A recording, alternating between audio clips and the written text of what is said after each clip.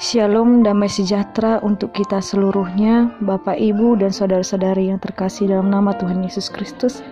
Saya Mona Afrilia Sinaga, mahasiswi Sekolah Tinggi Bible Pro HKBP Lagu Boti, semester 7, akan memberikan renungan singkat untuk kita pada saat hari ini. Saudara-saudari yang terkasih, pada kesempatan ini saya mengambil judul renungan kita pada hari ini, yaitu kasih itu atribut Allah. Dalam Yohanes 15 ayat 12 dikatakan, "Inilah perintahku, yaitu supaya kamu saling mengasihi seperti aku telah mengasihi kamu." Berbicara tentang hidup adalah kesempatan untuk berbagi kasih.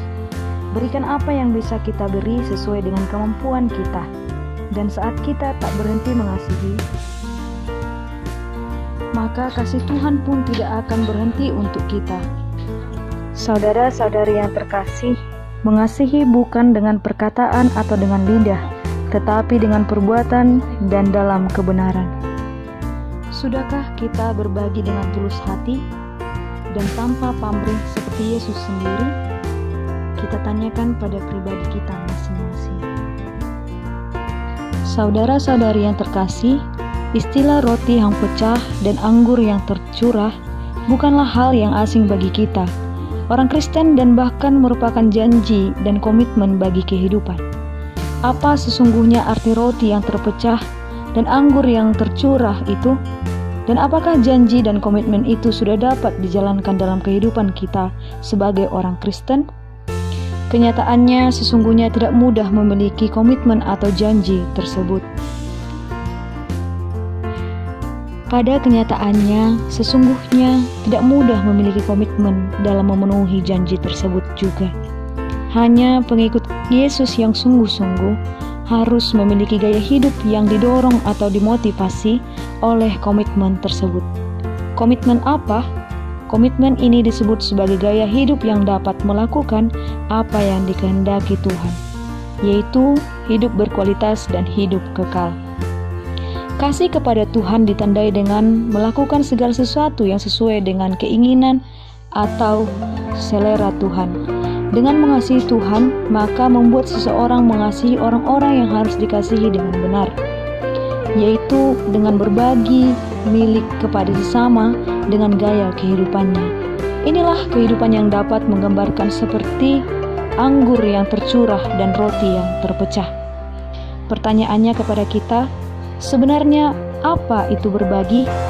Kalau kita melihat bahwa hanya membagikan sebagian milik atau harta kepada orang lain, maka filosofi ini juga dimiliki oleh agama dan kepercayaan lain, khususnya di Indonesia. Jikalau dipertanyakan apa bedanya kita, orang percaya, dengan mereka, saudara-saudari yang terkasih, apa itu kasih? Kasih adalah semua yang kita lakukan sesuai dengan pikiran dan perasaan Tuhan, sebab Allah kasih adanya. Sehingga dalam hal ini juga, indahnya berbagi boleh kita rasakan dalam lingkungan sekitar kita kepada sesama kita.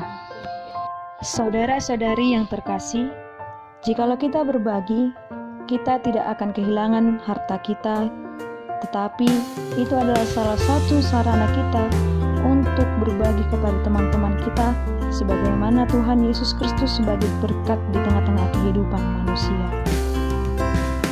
Maka saudara-saudari yang terkasih, tindakan yang tidak sesuai dengan pikiran dan perasaan Tuhan atau di luar kehendak Tuhan bukanlah kasih. Berbagilah sesuai kehendak Allah. Beranikah kita untuk melawan godaan-godaan dunia ini dalam rupa pujian dan sanjungan ketika kita dengan tulus hati melayani, mengasihi, dan memberi?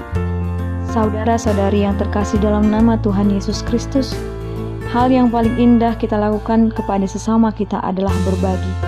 Berbagi secara positif melalui tindakan kita, membantu perekonomian, bahkan membantu pikiran kita, adalah bukti bahwa kita meneladani Yesus Kristus yang hidup di dalam kehidupan kita, yang sudah kita percayai sebagaimana kita orang Kristen dewasa yang sudah mengenal Kristus. Semoga ini memotivasi kita. Shalom dan salam sejahtera.